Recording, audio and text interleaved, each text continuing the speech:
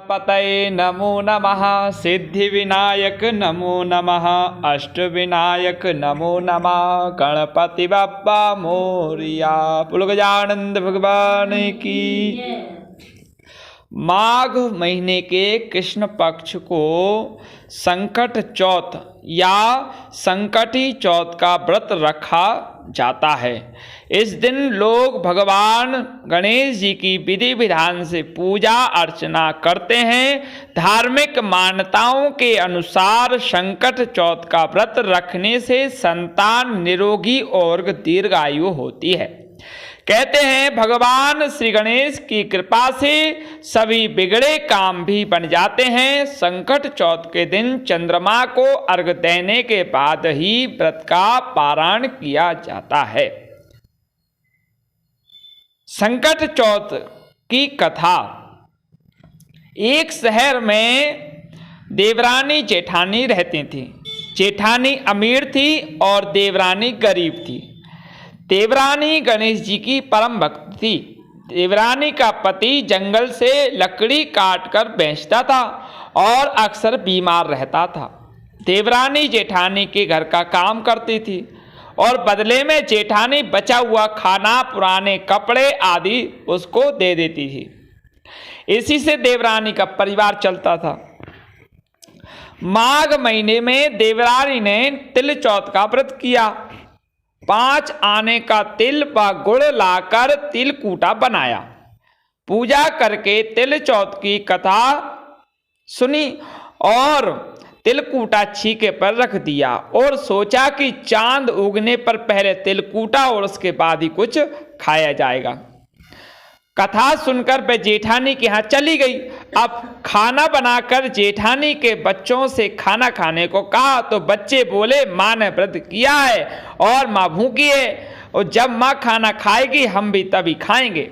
जेठ जी को खाना खाने को कहा तो जेठ जी बोले मैं अकेला नहीं खाऊंगा, जब चांद निकलेगा तब सब खाएंगे तभी मैं भी खाऊंगा। जेठानी ने उसे कहा कि आज तो किसी ने भी अभी तक खाना नहीं खाया, तुम्हें कैसे दे दूं? तुम सुबह सवेरे ही बचा हुआ खाना ले जाना। अब देवरानी के घर पर पति बच्चे सब आस लगाए बैठे थे कि आज तो त्योहार है इसलिए कुछ पकवान आदि खाने को मिलेगा।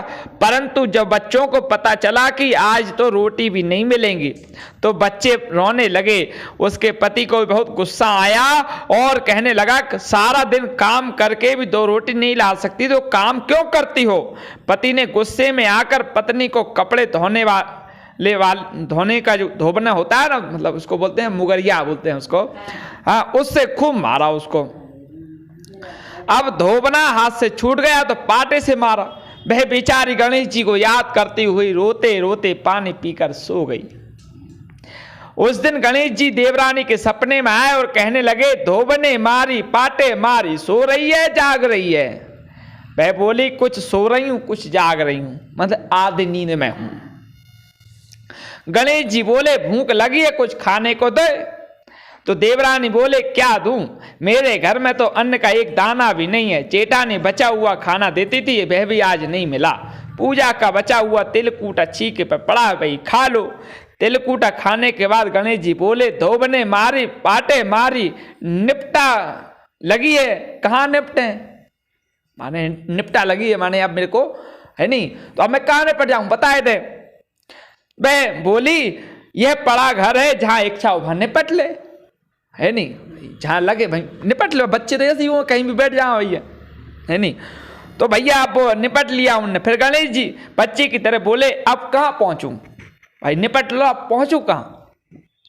तो नींद में मग्न अब देवरानी को बहुत गुस्सा आया कि कब से तंग किए जा रहा है। सो बोली मेरे सर पे पहुंचो। और कहाँ पहुंचोगे? अब सुबह जब देवरानी उठी तो यह देखकर हैरान रह गई कि पूरा घर हीरे मोतियों से जगमगा रहा है। सिर पर जहां विनायक जी ने पोंछनी करी थी वहां पर हीरे के टीके व बिंदी जगमगा रहे थे। उस दिन देवरानी जेठानी के यहाँ काम पर नहीं गई भैया। बड़ी देर तक राह देखने के बाद जेठानी ने बच्चों को देवरानी को बुलाने को भेजा। जेठानी ने सोचा कल खाना नहीं दिया होगा इसलिए नाराज हो गई, बुरा मान गई होगी। इसलिए नहीं आई। बच्चे बुलाने गए, बोले चाची चलो माँ ने बुलाया है, सारा काम पड़ा है।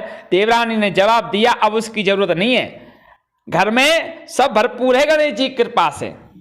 उनके आशीर्वाद से बच्चों ने घर आकर माँ को बताया कि चाची का तो पूरा घर हीरे मोतियों से जगमगा रहा है।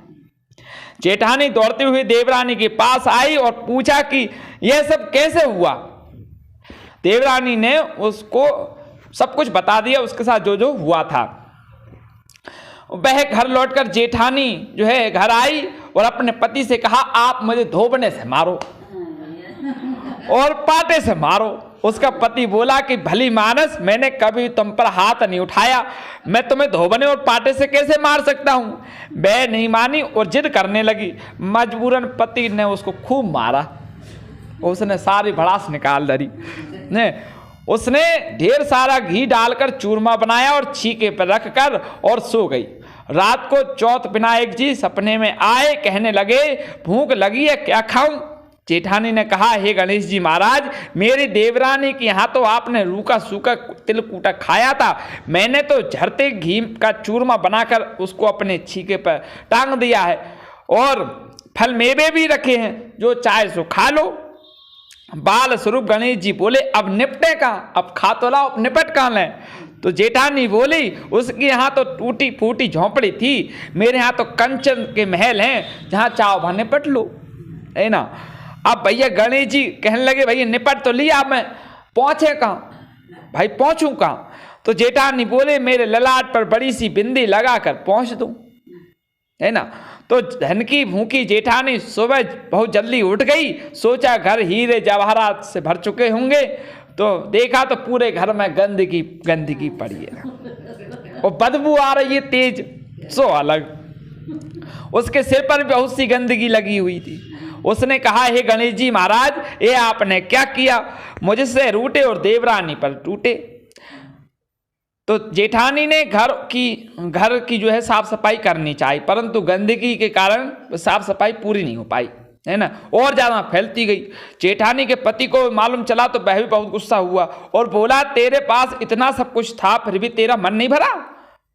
परेशान होकर चौथ के गणेश जी की से मदद की गुहार लगाई, मदद की विनती करी। गणेश जी ने कहा देवरानी से जलने के कारण तूने जो किया था यह उसी का फल है, अब तू अपने धन में से आधा उसे दे देगी तो यह सब साफ होगा।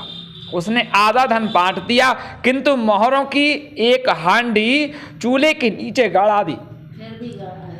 उसने सोचा किसी को पता नहीं चलेगा और उसने उस धन को नहीं बांटा। उसने कहा हे गणेश जी महाराज, अब तो अपना यह बिखराव समेटो। वे बोले पहले चूल्हे के नीचे गड़ी हुई मोहरों की हांडी सहित ताक में रखी हुई 2 सुइयों के भी हिस्सा कर दो, है ना। इस प्रकार गजानन ने बाल स्वरूप में आकर सुई जैसी छोटी चीज का भी बंटवारा किया और अपनी माया समेटी। हे गणेश जी महाराज, जैसी आपने देवरानी पर कृपा की वैसी सब पर करना। कहानी कहने वाले, सुनने वाले व हुंकार भरने वाले सब पर कृपा करना, लेकिन जैसे जेठानी को सजा दी वैसी किसी को मत देना। बोलो गजानन भगवान की जय।